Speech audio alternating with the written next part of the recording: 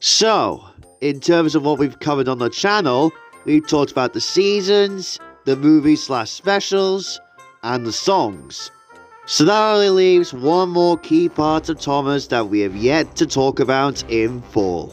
Discounting the supplementary material and the merchandise, of course, as they will be talked about in their own separate videos. And that's the narrators. Being the narrator in Thomas is a key part to get right. You need to have at least a few things to be an enjoyable experience. Energy, good character voices, and at least bringing something to the table in order to entertain the general audience.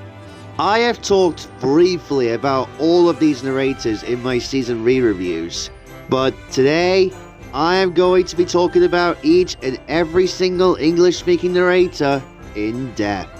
But not just that, if you've read the title, I'm going to be ranking all English-speaking narrators from worst to best. So, without further ado, let's get into it.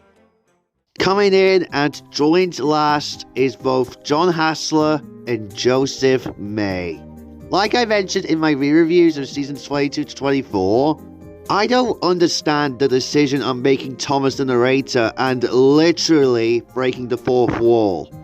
In concept, it sounds interesting, as Thomas has told his friends stories in episodes like Grandpa and Sleeping Beauty, but in execution, it's poorly executed. Although, in my list, which I put on Wattpad by the way, I put Jon Hassler above Joseph May, simply because he's the best Thomas voice in general. It's just that, when it comes to narrator status, he and May just don't really fit narrator status one bit. I still love Hassler when he's not the narrator, but in Thomas Fan 261's words, either have a separate narrator like in past seasons before the Bubba revamp, or have no narrator at all like the Bubba film did. So, if I were to properly rank these two, Joseph May would be in last and Jon Hassler would be in 8th. Next is Michael Brandon. Michael Brandon is probably the first narrator on this list that I would actually call decent. To be honest, there isn't a single narrator on this list that I wouldn't consider to be bad. Maybe except for Joseph May, given what I said about Thomas being the narrator earlier. Anyway, Michael Brandon is fine. He's not bad, but he's not exactly good either. He's fine. He serves his purpose as a narrator, and he's fine. I do see where Thomas and Tugsman was coming from in his defense video on this guy, but at the same time, I can't see myself really going back to rewatching the US dub of Season 7. I enjoy the recomposed music by Robert Hartshorn, but I prefer the UK dub by a long shot. Is it because I grew up with the UK dub? Probably. It's probably just my nostalgia talking. Like many others who have complained endlessly about Brandon, I just find most of his character voices to be rather weird. Like, to whoever signed off with his nasally voice he gave to Rhaenyra and Scarlowe during the Hit era, just why? However, there are at least a couple of episodes where I find his narration to be tolerable. In fact, I'd probably say his best narrated episode, in my opinion, was Hector the Horrid. Purely because of his roar for Hector compared to Angelus's. But aside from a few positives here and there, Michael Brandon isn't really anything too special. In 6th place is Alec Baldwin. Like I said in my seasons 1 through 5 video, Baldwin's narration, particularly in season 5, was better than I initially thought it would be. Part of that is because my main exposure to Baldwin was through his performance in Magic Railroad as Mr. Conductor. While his voices may come off as weird at first, I am the first to admit that I do get a chuckle at his voices for Henry and Gordon every now and then. Part of me wonders if his voices for the two were the inspiration for Keith Wickham's voices for the two in the CGI series. The UK dub at least. I don't know, that may just be me. Now, it's kind of coincidental that I placed him at the number 6 spot, because his narration in season 6 was just straight up bad. He has his moments, but my god. I understand that he had a tough divorce with Kim Basinger, and maybe it's because of Magic Railroad's failure as well, but if you compare his narration to the phenomenal narration by Angelus, Angelus is the clear winner for the narration in season 6. Examples include him not doing the Scottish accent for Donald and Douglas like Angelus did in the UK dub, and the worst offender with the scary Jack Frost part in Jack Frost. So all in all, Alec Baldwin is a decently good narrator, but comparatively, there are just so many better narrators than him. In 5th place is George Carlin. I'm sorry that all 3 US narrators are at the bottom of the list, but that's just how they fare in comparison to the other standout narrators. But I gotta say, George Carlin is probably the first truly good narrator on this list. I recently watched the US dubs of episodes like Edward and Gordon and the Sad Story of Henry from season 1, and I gotta say, I am so used to hearing Ringo's UK narrations of these episodes that hearing Carlin's was a total whiplash. But that's a good thing really, as it adds more flavour in what dub you prefer watching. As for Carlin himself, I gotta say, he's a really damn good narrator. He's easily the best US narrator in my opinion, although he's not my favourite when it comes to playing Mr. Conductor. I think that honour clearly goes to Alec Baldwin. As much as I'm not a fan of the human characters taking most of the spotlight in that movie, I think we can all agree that Baldwin was just having a ball with the character. But back to George Carlin. Carlin brings to the table a really charming performance with all 4 seasons he narrated. While I definitely prefer Ringo and Michael's narrations since, well, they're the dubs I grew up with, you gotta give Carlin credit where it's due. He honestly sounds like a grandfather telling a story to his grandkid in bed. That's honestly really damn sweet.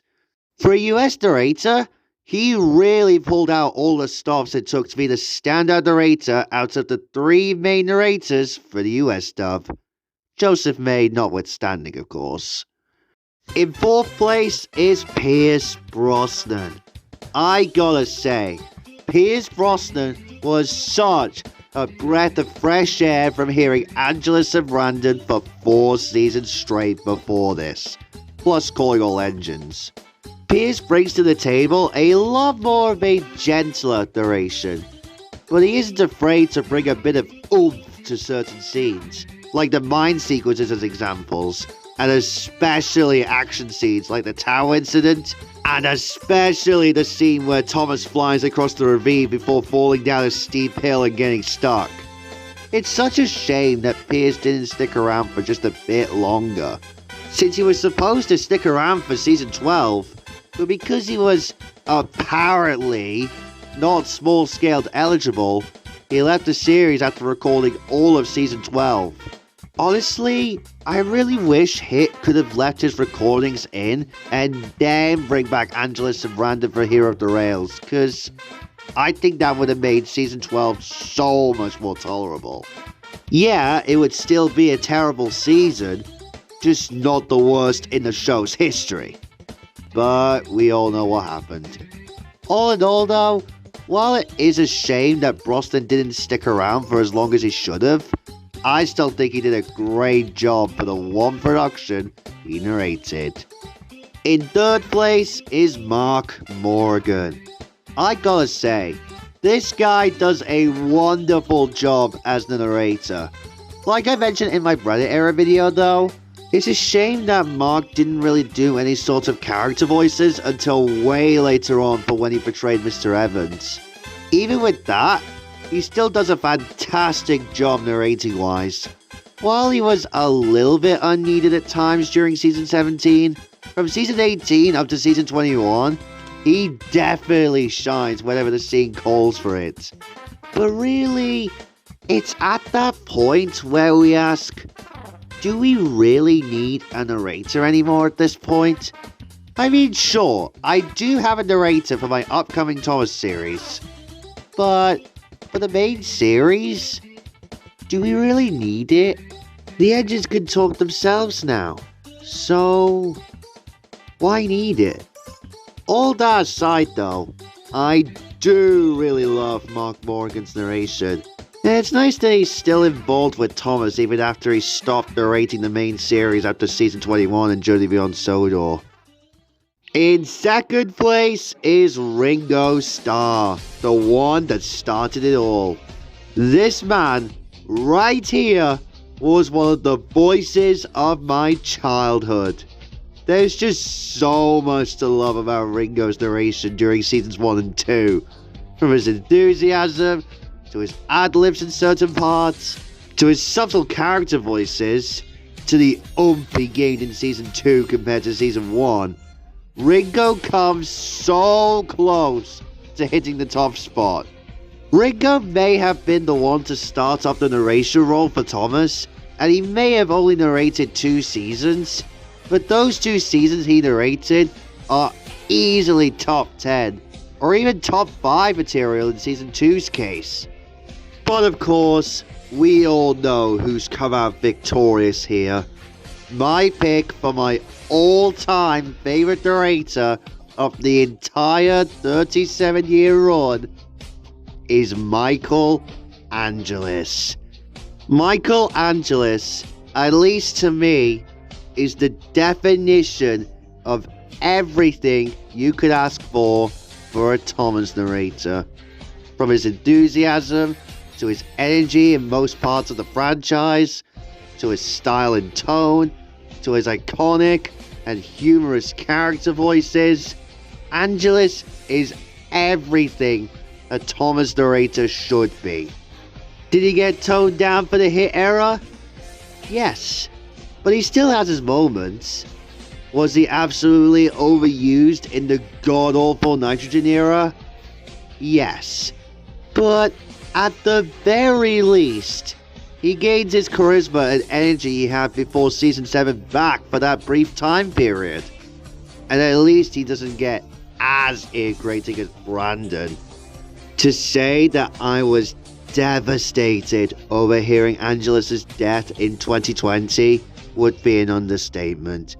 It devastated me just as much as when I heard about Britt Allcroft passing away earlier this year. Angelis changed the lives of many people in this fan base, and he has done the most amount of content more than any other narrator on this list. 5 movies, 14 seasons, 1 spin-off series, coming to premieres, narrating audiobooks. The list goes on. His entire run may not have been perfect, but he still holds a very special place in my heart. And that is why Michael Angelis is my pick for my all-time favorite narrator in all of Thomas and Friends. And that's about it for all the Thomas content for this month. I just want to say a huge thank you for all the support during my 80th anniversary re-reviews. Because whenever I do something Thomas related, the views just skyrocket because you guys all know how much I adore this franchise and how much passion and effort I put into making each video the best they can be. And I just couldn't let an anniversary go by without me celebrating it in any way, shape, or form. But what's next for the channel? Well, we're going to be having one final selection of character themes, another remastered music video, which will actually be the last video of this month, and we still have one final playset to tackle for the Disney Infinity series. And it's this, the Finding Dory playset. So, be prepared for what's coming up in the next couple of months.